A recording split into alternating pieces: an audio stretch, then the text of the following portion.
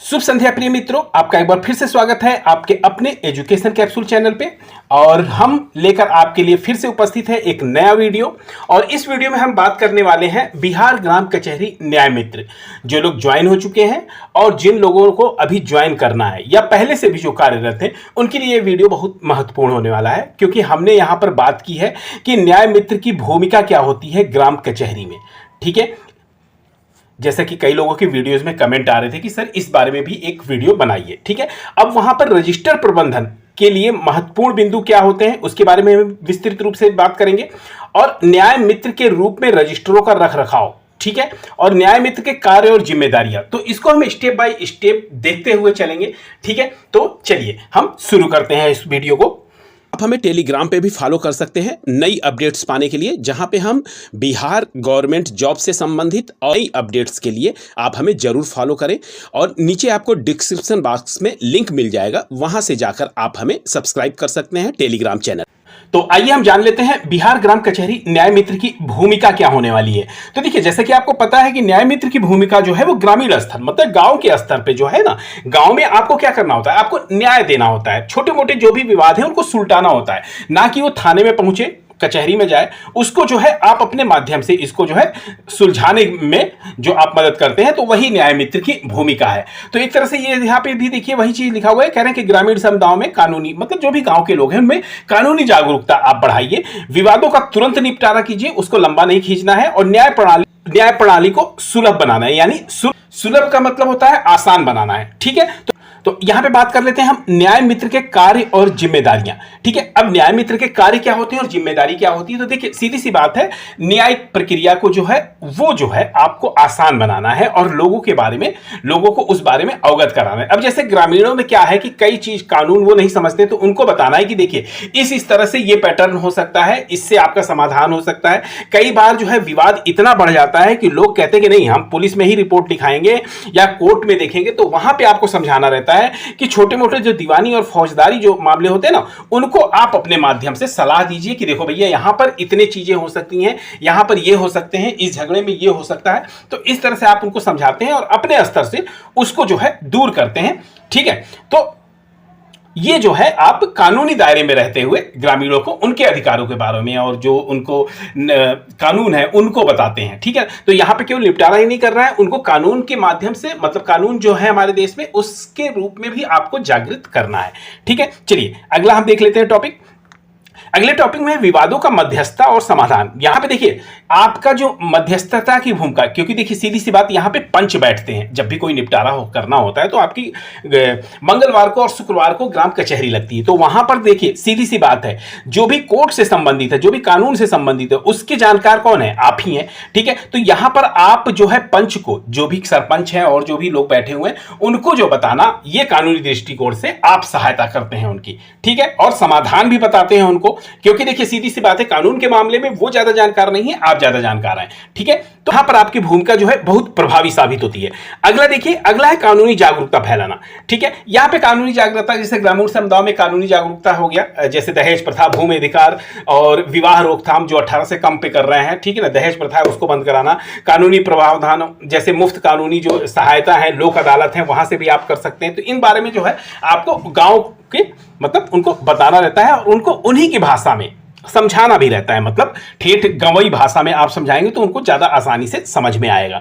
ठीक है, फिर अगला है ग्राम कचहरी की कार्रवाई में सहयोग।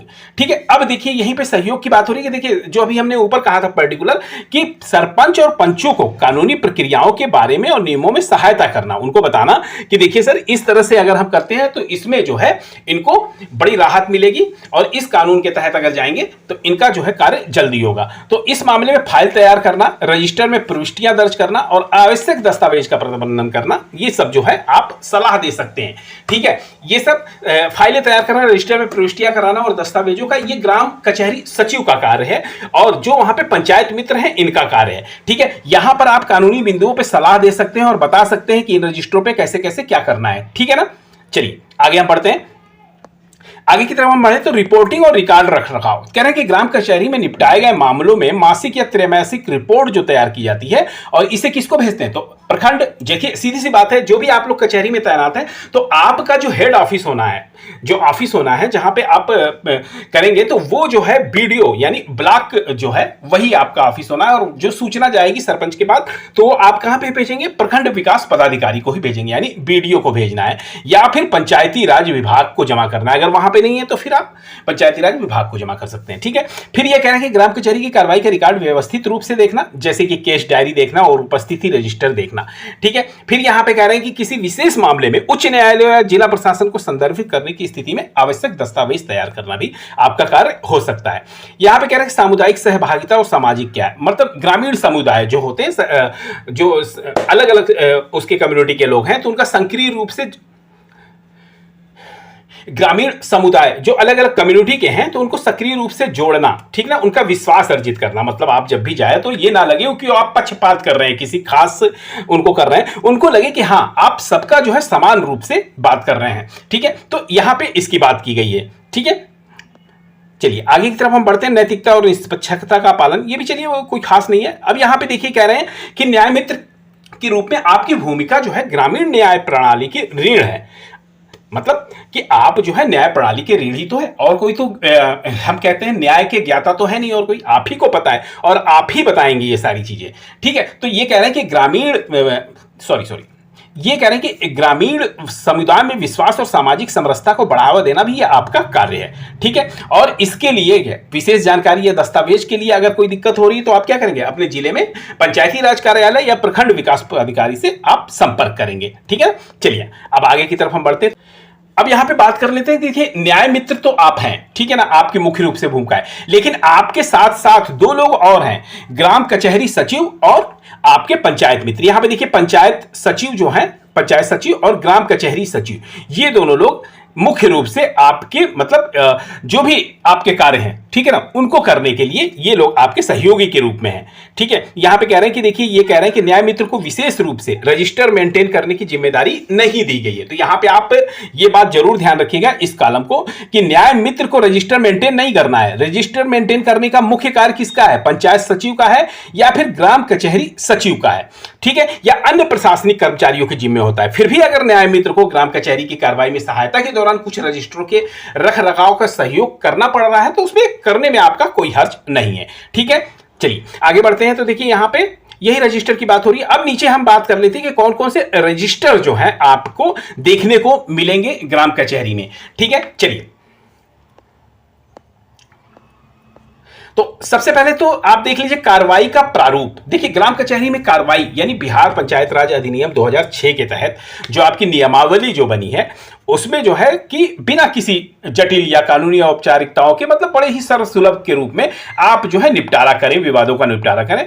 तो इसीलिए इसको कहा गया है कि कार्रवाई का जो प्रारूप है ये बहुत ही सुचारू और लोगों के मतलब आम जनमानस के एकदम करीब होना चाहिए। फिर यहां पे कह रहे हैं कि आवेदन प्राप्त करना। अब कोई व्यक्ति अगर करता है, वादी जो भी व्यक्ति है, अगर झगड़ा हुआ है वो है, तो उसका क्या करेंगे, आप ग्राम कचहरी में लिखित या मौखिक शिकायत दर्ज कर सकता है। वो आपके पास आया और उसने ये कहा कि हाँ मेरा, कि आपके पास आया, उसने कहा कि मेरा उनसे झगड़ा हो गया और मेरी एक शिकायत दर्ज कर लीजिए, तो आप उसकी मौखिक शिकायत को लिखित रूप में दर्ज करने का क्या है, न्याय मित्र का कार्य है। आप ये नहीं कह सकते उस मतलब गांव वाले से या ग्रामीण से कि नहीं भाई तुम एक कागज पे लिख के लाओ, क्योंकि देखिए सीधी सी बात है, ग्रामीण में बहुत लोग पढ़े लिखे नहीं होते, तो वो मौखिक अपनी चीज बताएंगे और उनको जो है आपको लिखित में दर्ज करना पड़ेगा। ठीक है ना, समझ रहे हैं ना हमारी बात को। अब यहीं पे देखिए आवेदन को सरल भाषा में लिखना है जिससे वादी और प्रतिवादी का नाम, पता और विवाद का संक्षिप्त विवरण हो। आवेदन पे तारीख डालनी है आपको, रजिस्ट्रेशन नंबर अंकित करना है या सुनिश्चित करना है। रजिस्ट्रेशन नंबर देखिए आप अपने रजिस्टर पे लेंगे ना, उस हिसाब से जो नंबर आपने अंकित किए होंगे उस हिसाब से डालना है आपको। सभी आवश्यक कार्यवाही जैसे संपत्ति का विवरण, गवाहों के नाम यदि कोई हो तो ये आपको डालना है। अब एक चीज और आप गौर कीजिएगा कि मामला ग्राम कचहरी के क्षेत्राधिकार में आता भी है कि नहीं है, इसको भी तो आपको गौर करना है। सारे मामले आप हैंडल नहीं कर सकते। तो देखिए यहां पे सबसे महत्वपूर्ण जो है ये कह रहे हैं कि उदाहरणतः छोटे दीवानी और फौजदारी मामले जैसे कि 10,000 तक के संपत्ति के विवाद या छोटे अपराध जो है वो आप सुलटा सकते हैं, आप उसको कर सकते हैं। ठीक है, चलिए अगला है नोटिस जारी करना। देखिए नोटिस जारी करना, जैसे आपने उनका आवेदन ले लिया, फिर इसके बाद क्या करेंगे, दूसरा प्रतिवादी उसको नोटिस तो जारी करेंगे ना। तो यहां पे क्या है प्रक्रिया कि आवेदन स्वीकार करने के बाद प्रतिवादी को सुनवाई की तारीख और समय पे सूचना दी जाएगी दूसरे पक्ष वाले को। तो इसमें जो है न्याय मित्र की भूमिका यही होगी कि सरपंच के निर्देश पे वो नोटिस तैयार करेगा। मतलब ये चीजें आपको सरपंच को अवगत कराना है, ठीक है, और उसे प्रतिवादी तक पहुंचाना, ये किसका कार्य रहेगा, ये आप पंचायत कर्मी के माध्यम से भी पहुंचा सकते हैं या डाक द्वारा पहुंचा सकते हैं, ठीक है, या हाथों हाथ दे सकते हैं, ठीक है ना। नोटिस में सुनवाई की तारीख, स्थान और विवाद का संक्षिप्त विवरण होना चाहिए। आप कोई डेट अनाउंस करेंगे, जब भी आपकी कचहरी लगती है किसी भी डेट में, आप अगर उस वक्त कई आपके लगे हुए हैं केस, तो अगली डेट दे सकते हैं उन्हें। तो इस तरह से आपको सुनिश्चित करना है। लेकिन ये कह रहे हैं कि नोटिस कम से कम 7 दिन पहले उनको दी जाए, जिससे प्रतिवादी को जवाब देने का जो है समय मिल सके, ठीक है ना। चलिए आगे देखते हैं सुनवाई की प्रक्रिया। सुनवाई की प्रक्रिया जो कह रहे हैं कि देखिए सुनवाई जो होती है वो किसमें, सरपंच की अध्यक्षता में ही होगी, जो मंगलवार और शुक्रवार को लगता है। अब इसमें क्या करते हैं, पंच, जो पंचायत के निर्वाचित सदस्य होते हैं ना, 5 लोग, वो बैठते हैं और पंच बैठते हैं। तो इसमें क्या होता है, सुनवाई सामान्यतः ग्राम पंचायत भवन या निर्धारित स्थान पर कहीं भी हो सकती है। अब उसमें क्या होता है, न्याय मित्र की भूमिका। देखिए सुनवाई से पहले सभी दस्तावेज जो है, आवेदन, नोटिस, गवाहों की सूची आदि आपको तैयार रखना है, ठीक। सरपंच और पंचों के मामले में कानूनी पहलुओं पे आप उनको सलाह दे सकते हैं कि जैसे कि लागू कानून ये बताता है, आईपीएस की धारा ये बताती है, सीआरपीसी की धारा ये बताती है, संपत्ति कानून की जो प्रासंगिक धाराएं हैं उनके बारे में आप बता सकते हैं, ठीक है। अब सुनवाई के दौरान दोनों वादी और प्रतिवादी यानी पक्ष और विपक्ष दोनों के बयान और गवाहों के जो है कथन है उनको दर्ज करना है आपको। फिर मध्यस्थता उन दोनों के बीच आप करवा ले जा रहे हैं, तो पक्षों के बीच समझौता करवाने में सहायता करवानी है, ठीक है। और फिर क्या करना है, सुनवाई की जो कार्रवाई है ना, जो भी आपने सुनवाई की है उसका संक्षिप्त रिकॉर्ड लिखना है, जिससे प्रमुख बिंदु, गवाहों के बयान, सरपंच पंचों की टिप्पणियां जो है, ये सब आपको इंक्लूड करना है उसमें। तभी तो पता चलेगा कि आपने किस तरह से इसका मतलब उस कचहरी का मतलब क्या हुआ और निष्कर्ष क्या निकला, ठीक है। अगला है निर्णय और आदेश। देखिए प्रक्रिया सुनवाई के बाद सरपंच और पंच बहुमत से निर्णय लेते हैं, समझ गए ना। अब निर्णय लिखित रूप से होता है और दोनों पक्षों को सूचित किया जाता है। अब इसमें न्याय मित्र की क्या भूमिका होगी, देखिए निर्णय को लिखित रूप से तैयार करने में सरपंच की सहायता करी जाती है, ठीक है। यह सुनिश्चित किया जाता है कि निर्णय जो है सभी कानूनी पहलुओं में शामिल है, जो निर्णय दिया जा रहा है वो कानूनी रूप से सम्मत हो, ठीक है, और यह बिहार पंचायत राज अधिनियम के अनुरूप भी हो, इसको भी आपको देखना होगा, ठीक है। और निर्णय की प्रति जो है वो दोनों पक्षों को देना है और रिकॉर्ड में भी। अब जो निर्णय जो पंचों द्वारा सुनाया गया है वो जो है दोनों पक्षों, वादी और प्रतिवादी दोनों को देना है, और क्या करना है, आपको रिकॉर्ड में दर्ज भी करना है, अपने रजिस्टर में उसको दर्ज करना है। और यदि कोई पक्ष असंतुष्ट हो तो उसे उच्च न्यायालय जैसे अनुमंडल पे, ठीक है ना, आप अपील करने की प्रक्रिया भी आप बताएंगे कि अगर आप नहीं यहां से असंतुष्ट हैं तो आप आगे भी इसको अनुमंडल में जाकर दायर कर सकते हैं, ठीक है।